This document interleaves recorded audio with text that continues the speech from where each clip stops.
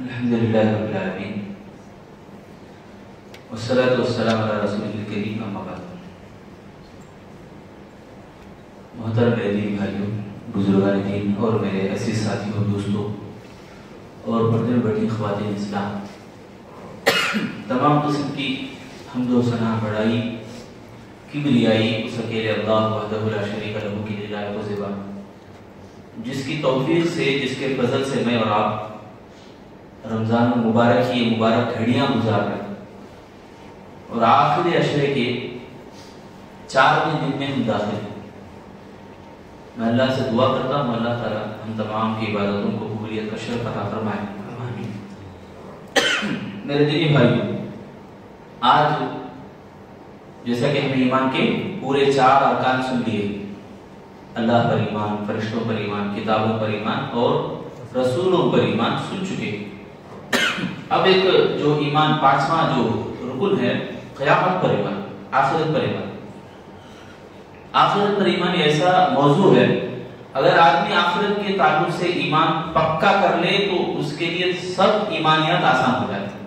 مثلا آخرت کے دن اٹھایا جانا، یہ آدمی کو کمزور رہا بولو، اسے اللہ پر بھی ایمان نہیں، فرشتوں پر بھی ایمان نہیں رہتا، رسولوں پر بھی ایمان نہیں رہتا، نہیں کوئی چیز اس کو سمجھ میں نہیں آتی، اور ایسے ہی بک بک کرے گا، بیکار قسم کی باتوں میں پڑے گا، یعنی گمراہ ہو جائے گا۔ آخرت کے سلسلے میں آدمی جتنا مضبوط رہا اتنا اس کے لیے فائدہ ہوگا، آخرت کے معاملے میں جتنا ایمان کمزور رہا اتنا اس کا ایمان بھی بہت کمزور ہو جاتا ہے۔ تو آخرت پر ایمان کے سلسلے میں ہم لوگ اپنے اندر بہت مضبوطی پیدا کرنا ہے۔ ہر کام کا حساب اللہ دینے والا ہے، ہر چیز کا بدلہ اللہ دینے والا ہے قیامت کے دن۔ یہ عقیدہ جتنا اسلام پروموٹ کرتا ہے، یعنی ترقی کی طرف آمادہ کرتا ہے اور شوق پیدا کرواتا ہے آخرت کے سلسلے میں، دیگر دوسرے کسی مذہب میں بھی ایسا نہیں ہے۔ یہودیوں کے بارے میں ایسے خام خیالی ہے، مطلب جیسے دنیا ہے ایسے جنت بھی ہے، جہنم بھی ہے، ان کا ماننا، یعنی کوئی آخرت کا تصور ان کے پاس نہیں ہے۔ نصارہ کے پاس تھوڑا بہت ہے، مگر اسلام ہمیں ہمیشہ یاد دلاتا ہے۔ سورہ فاتحہ ہم پڑھتے ہیں، الحمدللہ رب العالمین الرحمن الرحیم مالک یوم الدین، یعنی قیامت کے دن کا بادشاہ، قیامت کا دن آخرت کا دن ہے۔ اگر ہمیں غور کریں تو جو لوگ آخرت سے منکر ہیں، منہ موڑتے ہیں، آخرت کو نہیں مانتے، وہ اصل میں اپنی عقل مندی کے خلاف ہیں۔ مطلب میں بیوقوف ہوں بولے تو خوشی سے بول رہا ہوں، میں بیوقوف ہوں، آخرت کو نہیں مانتا، نہیں، یہ اصل جملہ ہے ان کا۔ جیسے کافر کہا کرتے تھے اِذَا مِتْنَا وَكُنَّا تُرَابًا، کیا ہمیں مر کر مٹی ہو جائیں گے، زمین میں دفن ہو جائیں گے، کیا پھر دوبارہ اٹھائے جائیں گے؟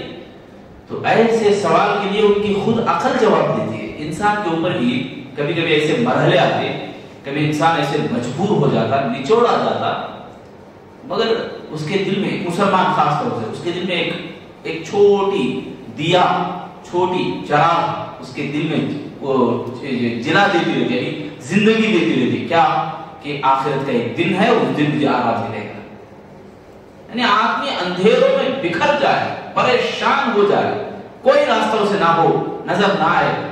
مسلمان کے علاوہ جتنے بھی لوگ ہیں وہ کیا کرتے ہیں؟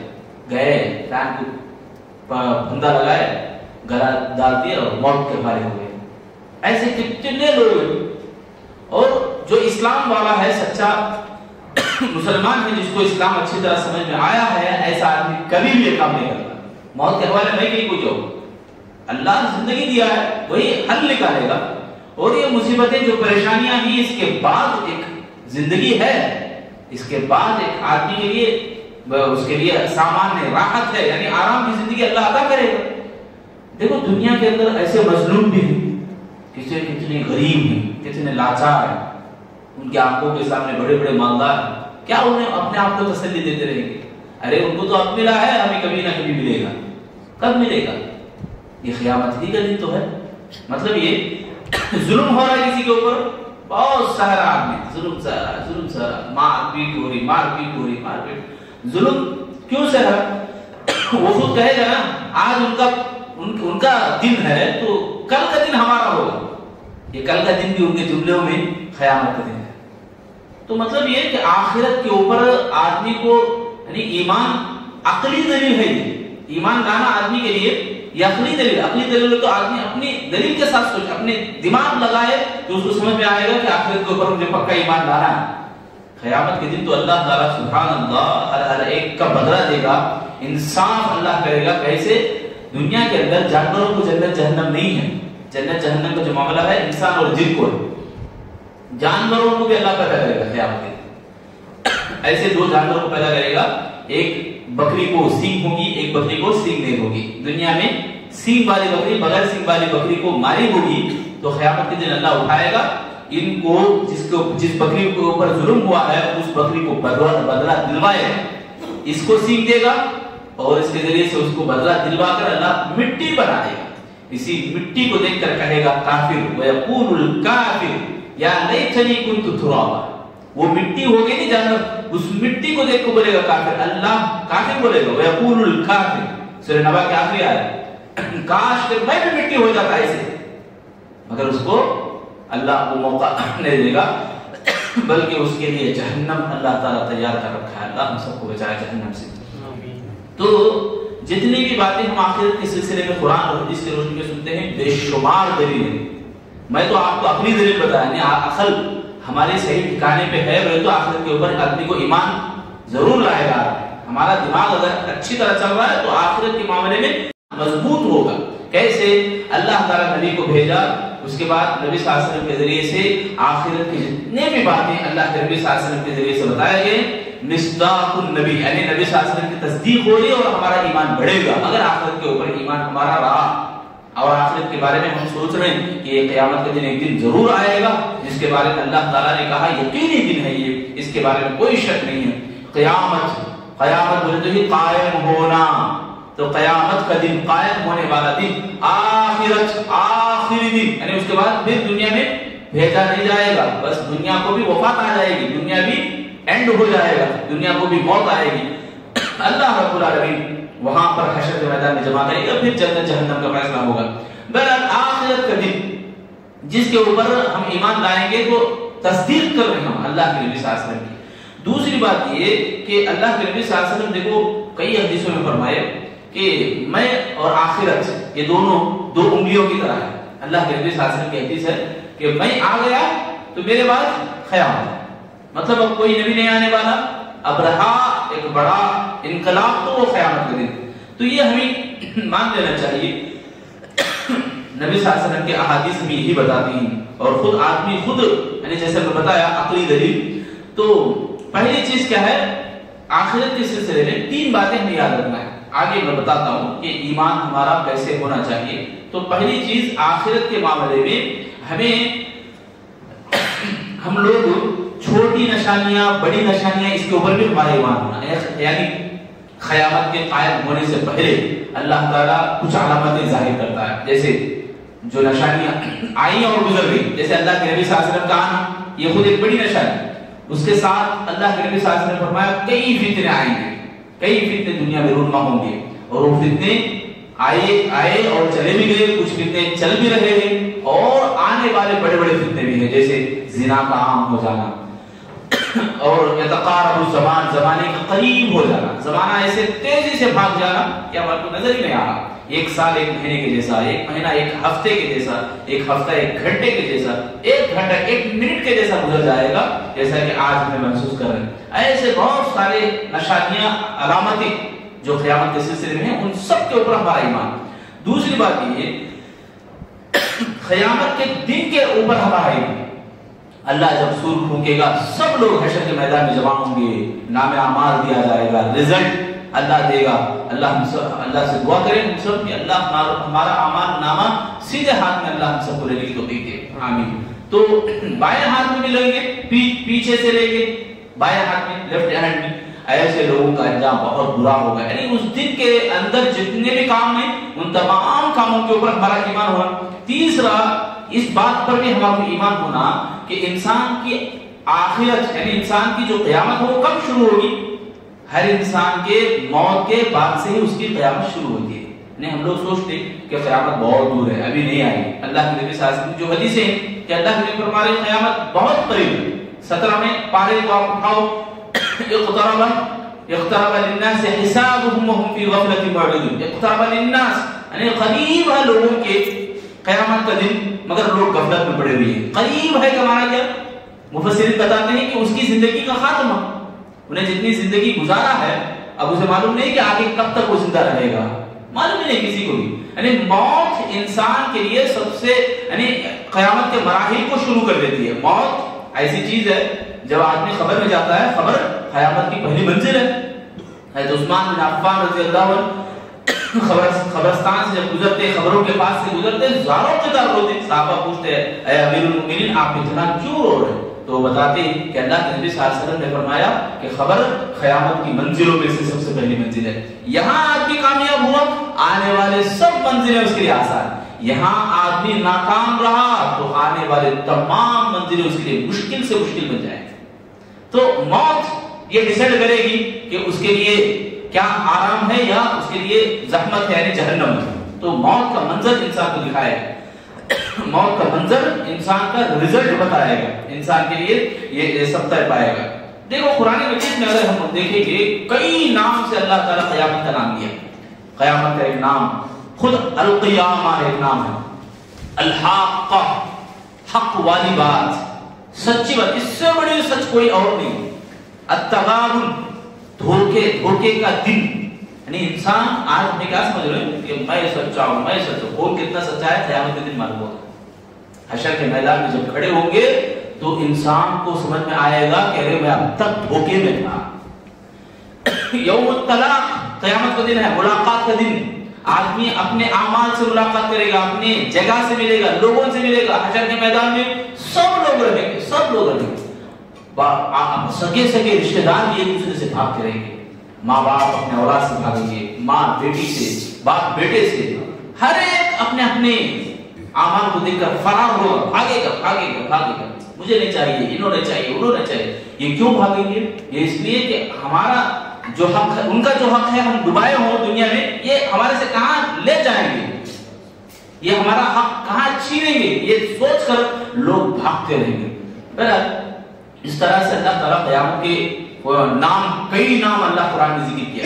अरबी में एक बात आती है, जब अरबी के अंदर लुगात के अंदर, डिक्शनरी के अंदर एक नाम को कई नामों से अगर याद किया जाता है तो उसकी बड़ी अहमियत समझ में आती है।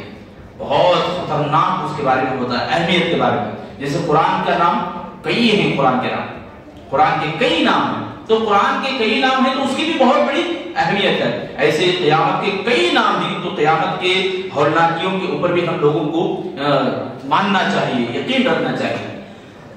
तो आखिरत के ऊपर ईमान के सिलसिले में मैं अभी बता रहा था, 3 बातें भी याद रखना। पहली बात ये कि नबी की बातों की तस्दीक हम कर रहे हैं, गोया ईमान हमारा जाग रहा है, ईमान हमारा जिंदा है। ईमान की बढ़ोतरी का काम आखिरत के ऊपर ईमान है। दूसरी बात, हमें कोशिश ये करना है कि हम आखिरत की फितने में कभी भी ना मुब्तला हो, यानी आखिरत की हौलनाकियां जो हैं, क़यामत की निशानियां जो हैं, क़यामत की निशानियां क्या, ज़िना आम होगा, झूठ हर जगह बोला जाएगा। तो हमें ऐसा नहीं बनना है कि हमें भी झूठों में शामिल हो जाए। बस समझ में आखिरत के ऊपर ईमान का मतलब ये कि उससे पहले जो जो अलामतें बताई जा रही, जो निशानियां बयान हुई हैं, ऐसी निशानियों में हम शिकार ना हो। शैतान जो जाल बिछा रहा उसके जाल में हम ना पड़े, जिना की, बदकारी की, गुनाहों में, यानी इतना आम होगा गुनाह, ऐसे आम होगा गुनाह, तो ऐसे गुनाहों में, फितनों में, दीन के अंदर नई बातें, बिदात हर जगह आम होंगी, ऐसे बिदात में भी हम ना पड़े। यानी हमारी कोशिश ये हो ना कि ऐसे फितनों से हम बचे। दूसरा सबक हमारे लिए। तीसरी बात ये कि हम तैयारी करें आखिरत का तोशा बांधने के लिए। आखिरत का तोशा हमारे लिए मोटी मिसाल यही कि हमारी ट्रेन इस टाइम पे आएगी। ट्रेन जब टाइम फिक्स है ट्रेन का आने का, तो हमें देर से अगर गए बोले तो यानी कितनी आदमी को शर्मिंदगी होती, कितना पछतावा होता। अगर लॉन्ग जर्नी अगर है हमारे, लंबा सफर अगर हमारा है, तो वक्त पर हम नहीं पहुंचे तो हमारे लिए कितनी दुख की बात होती है। मेरे भाइयों, अल्लाह रब्बुल आलमीन हर एक की मौत को अल्लाह ताला तय करके रखा है। अब हमें ऐसे ही कि अब कब आएगा बुलावा हमारे को मालूम नहीं, यानी तैयारी कुछ भी नहीं है। ایسے ہی ہم بیٹھے ہیں، کوئی تیاری ہمیں نہیں کر رہے، تو وہ انسان غافل ہے۔ یہی اللہ تعالیٰ نے فرمایا کہ اقترب للناس حسابهم وهم في غفلة معرضون، یعنی ہر ایک غفلت میں مبتلا ہے، غافل ہو چکے ہیں، ہم لوگ غفلت میں مبتلا ہیں۔ امام غزالی علیہ الرحمہ بڑی پیاری مثال بتاتے ہیں، انسان غفلت میں کیسے مبتلا ہے، کہ ایسے کہ ایک آدمی کو شیر پیچھے پڑا ہے، شیر اس کے پیچھے پڑا ہے، یہ بھاگ رہا ہے شیر سے بچانے کے لیے، اپنے آپ کو بچانا ہے تو بھاگ رہا ہے بھاگ رہا ہے بھاگ رہا ہے، یہاں تک کہ بڑی ایک کنواں ہے، بوڑی دکھی، اس کنویں کے اندر وہ چھلانگ لگاتا ہے، جھاڑ کے جو بیلیاں ہیں، رسیاں ہیں، ان رسیوں کو پکڑ کر وہ کنویں میں کود جاتا ہے۔ جب کنویں میں کودا تو نیچے دیکھا کہ ایک بہت بڑا سانپ منہ کھولے بیٹھا ہے، آجا میں تجھے نوالا بنا لوں گا۔ اب یہ آدمی یہ رسیوں کو پکڑ کے اوپر چڑھنا چاہ رہا ہے، اوپر شیر منتظر ہے، انتظار کر رہا ہے، آ بیٹا کھا لے تو مجھے، تو نوالا بنا لے تو۔ اب یہ نیچے گئے تو بھی خطرہ، اوپر بھی خطرہ، اوپر بھی خطرہ، نیچے بھی خطرہ ہے۔ اب یہ جو رسیاں پکڑا ہوا ہے یہ اجلا اور کالا، اجلی رسی اور کالی رسی، یہ جو بیلیاں ہیں اس کو اوپر رسیوں کو اوپر اجلا چوہا اور کالا چوہا، سفید چوہا اور کالا چوہا نوچ رہے بیلیوں کو، جس بیلی کو پکڑ کے لٹک گیا اوپر چوہے کاٹ رہے، دھیرے دھیرے دھیرے، ایک نہ ایک دن وہ کاٹیں گے ضرور، وہ نیچے تو ضرور گرنا ہے، یعنی تو اوپر جانا پڑے کہ اوپر شیر ہے۔ تو انسان کی زندگی کا ایک میپ انہوں نے بتایا امام غزالی علیہ الرحمہ، ایک مختصر مثال۔ اب وہ کیا کر رہا ہے، اس لٹکے ہوئے اوپر بھی ہے، یہ اجلا اور کالا کیا ہے اصل میں، دن اور رات کٹ رہا ہے، دن رات جاری، ایک دن دو دن ہمارے دن رات گزرتے ہیں، تو یہ گزرتے یہ جو ہماری زندگی کے چیپٹر کو ختم کر رہے، ہماری جو زندگی کی کتاب ہے وہ ایک ایک برخ ختم ہو رہی، ایک ایک برخ ختم ہو رہا ہے، ہم موت کے گڑھے کے قریب ہو رہے ہیں، موت کے قریب ہمیں جا رہے ہیں۔ تو یہی مثال ہے، تو زندگی ختم ہونے کو ہے اور آدمی وہاں لٹکا ہوا شہد بازو ہے تو اسے چک رہا ہے، یہ پوری مثال ہے۔ شہد کو چکتے بیٹھا ہے اور بھول گیا ہے کہ نیچے سانپ ہے اوپر شیر ہے، یہ دن رات کا کٹنا ہے، یہ چوہا کاٹ رہا ہے، ہم کسی نہ کسی طرح گر جائیں گے، یہ بھول گیا ہے۔ سیم مثال ہے ہماری، یعنی موت کی کوئی تیاری نہیں ہے، موت کے بعد کی کوئی تیاری نہیں ہے۔ آخرت کا توشہ کیا ہے، نیکیوں کو ہمیں اپنے آپ میں سمیٹنا ہے، نیکیوں کو کثرت سے حاصل کرنا ہے۔ یہ چھوڑ کر آدمی غفلت کی نیند سو رہا ہے۔ آخر اشرا میرے بھائی کو 10 دن کم سے کم اگر حساب لگائیں تو 9 دن، یعنی بڑے تو 10 دن، 10 دن کے تعلق سے اللہ کے نبی صلی اللہ علیہ وسلم کی اتنی حدیثیں، جتنا ابھارا گیا شاید کہ کسی اور عبادت کے اوپر ابھارا گیا ہو، ایسی عبادتوں کو چھوڑ کر اللہ تعالیٰ سال بھر ہمیں دیا ہے 360 پر 5 دن، ان دنوں میں 10 دن نکالنے ہمارے کو کتنی تکلیف ہو رہی، یہ غفلت کی علامت ہے۔ تو غفلت ہے میرے بھائی، ایسی غفلت سے ہمیں بچنا ہے، نہیں کوشش کرنا ہے۔ اللہ تعالیٰ بار بار قرآن مجید میں مثالیں دے کر اللہ سمجھایا، ایک باغیچہ، ایک باغ ہے، اس باغ کے اندر بڑی ہریالی خوشحالی ہے، بہت زبردست کھلکھلا رہا باغ، اچانک کیا ہوا کہ اس کے اوپر ایک آندھی آ گئی، یعنی بولے تو زوردار طوفان آ گیا، پورا باغ خراب ہو گیا۔ کھیتی باڑی پکنے کے بجائے، کھیتی باڑی کا اس کو فائدہ ہونے کے بجائے اس کو نقصان ہو گیا۔ کتنے ایسے ہم واقعات ہیں، ایک ریتو گیا، اس کی کھیتی باڑی پوری خراب ہو گئی، پورا ناشنم ہو گیا اس کے لیے، تو وہیں پر وہ دوا پی کر مر جاتا ہے، کیڑوں کو مارنے کی دوا وہ خود پی لے کر مر جاتا ہے۔ اس طرح کی کئی واقعات ہمیں دیکھے، یعنی یہ مثال ہے، اللہ تعالیٰ کھیتی باڑی کی مثال سے انسان کو سمجھا رہا ہے کہ یہ دنیا دھوکے کا سامان ہے، وَمَا الْحَيَاةُ الدُّنْيَا إِلَّا مَتَاعُ الْغُرُورِ، یہ سب تمہارے کو دھوکہ دینے والا ہے۔ رنگینیاں، بہت خوشحالی ہمارے کو دکھ رہی، بہت اچھا دکھ رہا ہے ہمارے کو، یہ سب میرے بھائیوں اس کے پیچھے دھوکہ ہے۔ یہ دھوکہ کب سمجھ میں آئے گا؟ اگر آدمی اب نہیں سمجھے، اسلام کے اوپر عمل کر کے یا ایمان کو نہ اپنا کر یا اللہ کی نبی کی باتوں کو ٹھکرا کر، اللہ کی باتوں کو ٹھکرا کر وہ ایسے نہیں سمجھا، تو قیامت کے دن اس کو سمجھ میں آئے گا کہ میں دھوکے میں تھا، اور اس کا منظر قیامت کے دن اس کے لیے بڑی خطرناک، اس کے لیے اس کے ساتھ انجام ہونے والا ہے۔ 50,000 سال اس کو لگیں گے، قیامت کے دن آدمی کھڑے گا۔ اللہ ہم سب کو بچائے۔ ایمان والوں کے لیے ایسا نہیں، ایمان والوں کے لیے آسان ہے، ایمان والوں کے لیے آسان ہے۔ یہ اللہ کے نبی صلی اللہ علیہ وسلم جو سورہ قلم میں ہے، یوم یکشف عن ساق ویدعون الی السجود فلا یستطیعون، یعنی جو لوگ نماز کی طرف جب بلائے جاتے ہیں تو وہ نماز کو نہیں آتے، تو قیامت کے دن وہ تمام لوگ رہیں گے، اللہ رب العالمین اپنی پنڈلی کو ظاہر کریں گے اللہ تعالیٰ، تو سب لوگ سجدہ ریز ہوں گے۔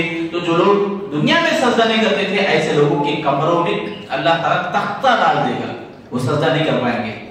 یعنی قیامت کے دن ایسے بھی لوگ ہوں گے آسانی سے ان کے اوپر اللہ تعالیٰ یعنی قیامت کے دن کا جو ٹھہرنا ہے وہ ان کے لیے آسان کیسا ہوگا، اس آیت کی روشنی میں بھی، اور جو قیامت کے دن کھڑے ہونے کے سلسلے میں جو 50,000 سال لگیں گے، جو کافر ہوگا، مشرک ہوگا، گنہگار ہوگا، اور ایمان والے کے لیے آسان کیوں بنے گے؟ مفسرین لکھتے ہیں کہ وہ جب نمازوں میں کھڑتا ہے اسے پیروں میں درد ہو رہا ہے پھر بھی کھڑا، اللہ کے دربار میں کھڑ رہے، اللہ کے دربار میں زیادہ لمبا قیام، رکوع کرتے ہیں، رکوع کرنے پہ پیروں میں درد ہوتا ہے، رکوع کرنا پڑے تو اوپر چک کے کھڑنا نہیں ہے، وہ پھسل بنڈے کے جیسا ہے، پھسل بنڈا جیسا رہتا ہے، اوپر منڈی ہو رہتی ہے، وہ نہیں رکوع کرے تو سیدھا پیٹ سیدھی رہے، تو ہمارے کو جو پیٹ سیدھی رکھنا بولے تو ہمارے گھٹنوں میں درد ہوتا ہے۔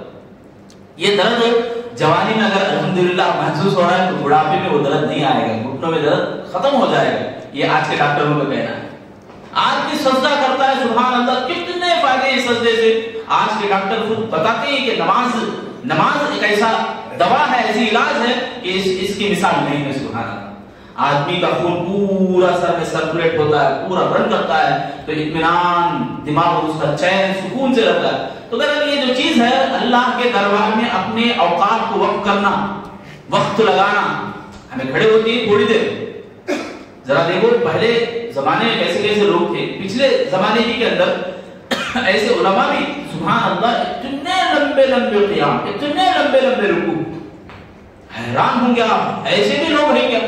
جب کھڑے ہیں تو ایک ایک گھنٹہ ایک ایک رکعت لمبی لمبی لگاتے، ایک گھنٹہ میرے بھائیو، ایک گھنٹے میں 8 رکعت پڑھ لیں آسانی سے، پھر بھی بہت سارے لوگوں کو دقت ہوتی ہے، کچھ نوجوان بھائی ایسے رہتے چوری کے کام کرتے، مجھے انتظار کرتے رکوع میں جا بھاگ رہے تھے، پٹ پٹ پٹ بھاگنا چوری کا کام ہے، یہ اپنی طاقت کی چوری کرو، طاقت کو بزدلی میں بدل رہے۔ تو بہرحال جو آدمی نماز میں قیام میں کھڑا رہے گا، نمازوں میں اپنے وقت کو لگائے گا، اللہ وہاں اس کے لیے آسان رہے گا، جو نہیں لگاتا اس کے لیے ایسے لمبا وقت دکھے گا۔ کبھی کبھی ہوتا ہے بھوک کی وجہ سے، روزے میں بھوک کی وجہ سے ٹائم جاتا نہیں رہتا، دھیرے دھیرے دھیرے بے چینی اتنی بڑی رہتی کہ وقت اس کو 10 منٹ بھی 10 گھنٹے دیتی کبھی کبھی، یہ تجربے کی بات ہے۔ تو ایسے ہی مثال دیتے ہیں مفسرین کہ آدمی اگر گنہگار ہے تو اس کے لیے جب تکلیف اس کی اتنی بڑھ جاتی ہے کہ اس کی تکلیف اسے ہٹتی نہیں اس کے پاس سے، تو اسے ایسا لگے گا کہ 50,000 سال ہو رہے ہیں، 50,000 سال میرے بھائی، ہمارا دماغ اتنا چھوٹا ہے، اتنا کمزور ہے کہ ہم اس کے بارے میں ڈر اور خوف بھی محسوس نہیں کرتے۔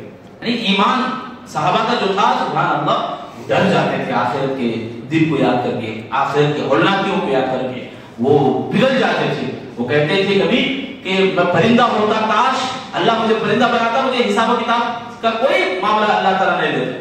تنکے کو دیکھ کے بولتے یہ تنکا کیسا، کتنا عجیب ہے، کتنا اچھا ہے کہ اس کو کوئی کاٹ لیتا ہے، کسی کے کام میں چلا جاتا ہے، میں بھی ایسا ہوتا تو اللہ تعالیٰ قیامت کے دن مجھے نہ اٹھاتا، حشر کے میدان میں حساب و کتاب میرے سے نہیں لیتا اللہ تعالیٰ۔ ڈر خوف اتنا کہ اللہ مجھے حساب و کتاب کے معاملے میں جو پیشی ہونی ہے، اللہ کے سامنے مجھے پیش ہونا ہے، اس کا خوف انسان کو اتنا کھا جاتا تھا۔